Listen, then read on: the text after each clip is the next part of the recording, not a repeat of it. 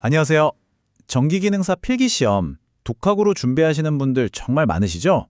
오늘 저와 함께 시험에 진짜 자주 나오는 패러데이 법칙 문제 완벽하게 한번 파헤쳐 보겠습니다. 실제 시험은 시간 싸움이잖아요. 속도랑 정확성 둘 다 잡아야 합니다. 자, 화면에 보이는 이 문제. 제가 딱 10초 드릴게요. 한번 풀어보시겠어요? 괜찮습니다. 오늘 이걸 빠르고 정확하게 푸는 게 우리 목표니까요.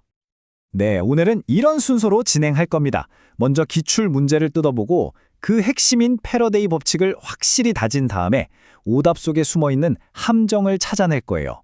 그리고 마지막으로 합격을 위한 핵심 포인트까지 딱 정리하고 끝내겠습니다.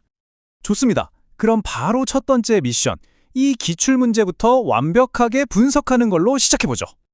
자, 문제가 이겁니다. 패러데이의 전기분해 법칙과 관계가 없는 것은 이런 유형 정말 단골 손님이죠. 개념을 정확히 아는지 모르는지 확인하는 가장 대표적인 문제 방식이에요. 이런 문제를 푸는 가장 확실한 방법? 뭘까요? 그건 바로 관계없는 것을 찾으려 애쓰기보다 관계에 있는 것들이 뭔지부터 정확하게 아는 겁니다. 자, 패러데이 법칙의 핵심 원리부터 제대로 짚어보겠습니다. 먼저 패러데이 제1법칙, 아주 간단하고 명료해요. 석출되는 물질의 양은 통과한 전기량에 비례한다. 어때요? 문제 보기 1번에 이 내용이 그대로 나와 있죠? 그럼 이건 맞는 거니까 일단 정답 후보에서 제외. 다음은 제2법칙입니다. 동일한 전기량이라면 석출되는 물질의 양은 화학당량에 비례한다. 이것도 패러데이 법칙의 핵심이죠. 자, 그럼 보기 2번도 맞는 설명이니까 이것도 넘어갈게요. 방금 이 법칙에서 화학당량이라는 말이 나왔잖아요. 이게 뭐냐면 그냥 원자량을 원자가로 나눈 값을 의미해요. 보기 3번이 바로 이 용어의 정의를 설명하고 있으니까 이것도 당연히 법칙과 관계가 깊다고 할 수 있겠죠? 자, 보세요. 1번, 2번, 3번이 전부 다 맞는 설명인 걸 확인했어요. 그럼 정답은 뭐죠? 그렇죠. 자동으로 4번이 되겠네요. 그럼 지금부터 왜 4번이 틀렸는지 그 안에 숨겨진 함정을 제대로 분석해 보겠습니다. 이게 바로 문제의 보기 4번 내용입니다.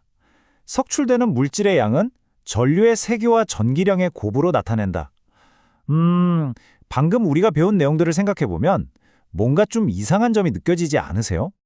바로 이 함정을 간파할 수 있는 결정적인 열쇠가 이 공식입니다.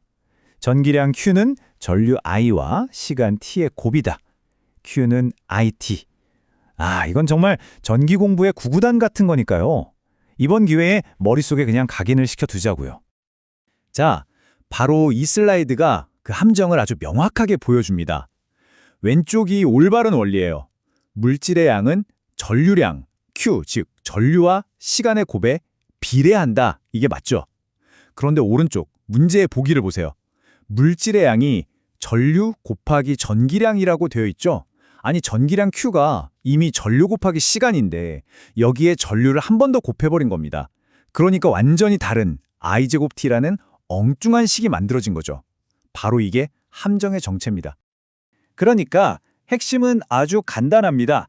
패러데이 법칙에 따르면 석출되는 물질의 양은 전기량, 다시 말해 전류와 시간의 곱에 비례해야 해요. 그런데 보기 4번은 전류와 전기량의 곱이라고 말하면서 용어를 교묘하게 섞어 놓은 거죠. 이건 명백한 오답입니다. 자, 이제 시험장에서 이와 비슷한 문제를 만났을 때 절대 틀리지 않도록 합격의 열쇠가 될 핵심 포인트들만 쏙쏙 뽑아서 최종 정리해 드릴게요. 앞으로 관계없는 것은 이런 유형의 문제를 만나면요. 딱 이 4단계 전략만 기억하세요. 먼저 관련된 법칙을 떠올리고 맞는 보기들을 하나씩 지워나가는 겁니다. 그리고 마지막에 남은 하나를 우리가 외운 핵심 공식으로 검증하는 거죠. 이렇게 하면 실수는 줄고 시간은 확 아낄 수 있습니다. 오늘 설명에서 다른 건 몰라도 이것만은 반드시 기억해 주세요. 물질의 양은 전기량에 비례하고 그 전기량은 전류와 시간의 곱입니다. 결국 물질의 양은 전류와 시간의 곱에 비례한다는 사실. 시험에서는 이 용어들을 교묘하게 섞어서 우리를 혼란스럽게 만드는 함정을 파놓는다는 것 절대 잊지 마세요. 네, 오늘 패러데이 법칙 관련 기출문제 이렇게 완벽하게 정복해봤습니다. 원리를 정확히 이해하고 전략을 세우니까 어떤 함정도 두렵지 않죠? 여러분의 합격을 항상 응원하겠습니다. 다음 시간에는 또 다른 알짜 문제로 찾아뵙겠습니다.